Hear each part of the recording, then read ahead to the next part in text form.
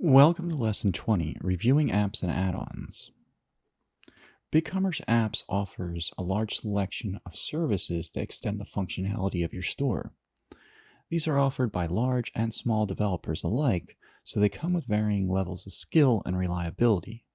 There's also a cost for many of the add-ons, so you want to take into consideration exactly what your budget is before you start going and adding a lot to your site.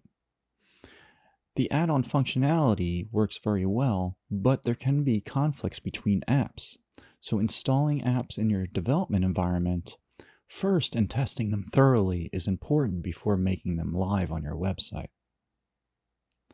If you have a whole application stack that takes a dozen or more apps, you're going to want to be careful about how those apps interact and what the customer experience is. You also want to be aware of the additional costs. Some apps can run thousands of dollars a month, much more than the cost of a Pro or a Plus plan store. And they require granting permissions to your store that allow users, external users of the app, such as their developers, to make changes to the contents of your store. You can use granular permissions to control what and when they can make changes. However, most of the one-click install apps will tell you exactly what they need in order to work correctly. Some apps might require you to set the permissions directly, while others will require you to allow access to the store API, which allows them to make changes to the store permissions. You want to be very careful with who you grant permissions to and why. Remember, you can revoke access or delete the apps at any time. And inside the storefront selection, the BigCommerce menu, you can also remove scripts at any time as well. So it's not uncommon for an app to install both scripts into your website through the script manager, as well as the app in the add-on store. Search apps are probably one of the most powerful additional features you can add in BigCommerce, and they can help users find your products quickly using the search feature within BigCommerce. They extend this feature and make it much more powerful, but this does come at quite a cost. The larger your catalog is, the more you can anticipate the cost of your add-ons being. Depending on the add-on that you're using, i.e. if it's from a financial company such as Intuit and Stripe, or if it's within a shipping company such as ShipStation and ShipperHQ, they're going to have different requirements on how they bill to your user account. You might also have to set up a separate account with many of the different apps and enter your billing information there, making things a little bit more complicated when it comes to budgeting and allocating resources. So be careful when you're adding apps and review them carefully with their permissions and what's required for them to work correctly in your store. And also remember to test everything thoroughly. So let's go ahead and take a look at the App Store. Okay, on the left-hand menu, you'll see Apps. We'll click on Apps, and it'll take it to the Marketplace or My Apps. I don't have any integrations or apps ready yet, so let's go back to the Marketplace. And we'll click here for the BigCommerce App Store.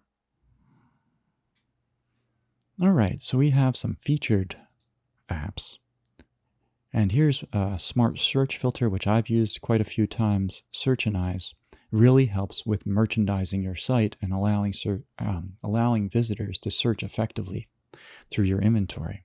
You also have things like Data Migration App, which helps you transfer information from one system to another, such as exporting your information from Shopify into BigCommerce if you're ready to migrate. So we have everything from enhanced customer nodes to backorder notifications and Google Ads, as well as integration with things like QuickBook Online, and as well as Clover and many other POS terminals. There are a lot of very, very powerful add-ons here. You'll notice that MailChimp, a very popular marketing platform, is used for email marketing with inside BigCommerce very often, even though it has its own newsletter. So let's go back up and search for some site tools. And you'll notice on the left-hand side, we have filters, and we'll select free. All right, so we have some free things that we can add to our site.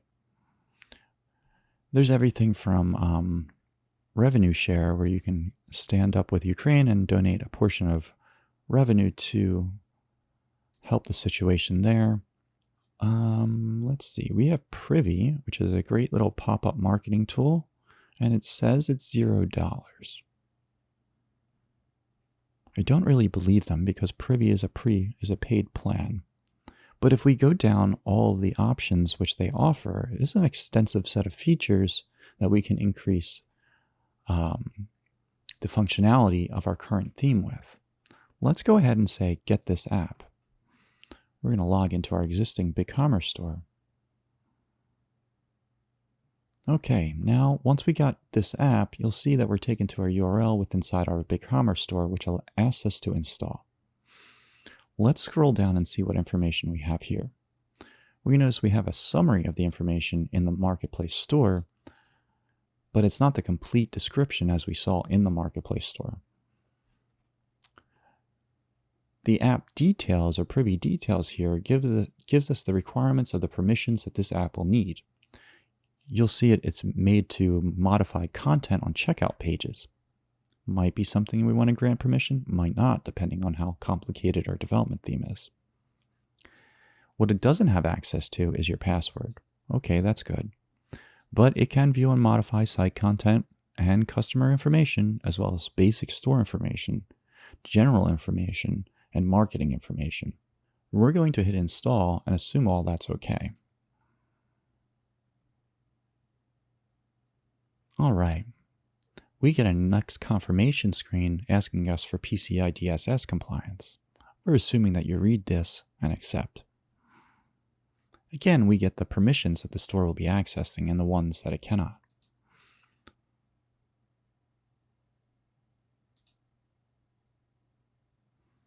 All right, so now we have Privy's integration set up. Let's add our phone number.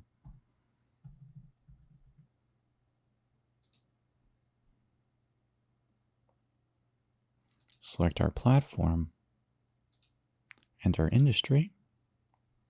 And no, I'm just starting out. But if I used one of these other platforms, it might ask me if I want to migrate my data into the Privy platform. And let's say I have between 0 and 1,000 contacts because I'm just starting out. And I want to send newsletters and grow my list. Let's say I heard about it from Google. Okay, when we add an app, we're going to get the app in our dashboard within BigCommerce.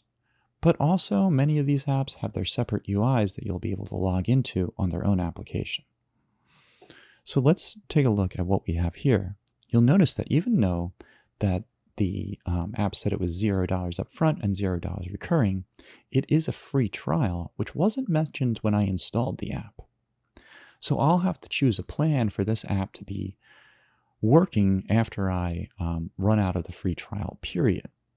It also walks me through the additional setup that I need to do within the Privy app and not within BigCommerce to finalize the installation. You'll notice at the top of the screen we have automatic content sync is pending. It'll try to sync over our contacts and add them to mailing lists for more efficient management of our mail. We also have templates we can use for pop-ups and abandoned cart emails, which can be created via the Privy app. And then we have a ton of other features for Privy specifically that we won't be touching on. But each app itself will have its own feature set, which you'll need to learn how it works with the BigCommerce application and how it works separately within their own application. When you're setting up new users, you can allow them access to specific apps. So if you set up a marketing user, you can set them up with access to the specific marketing apps which you have installed, or allow them to install apps on their own.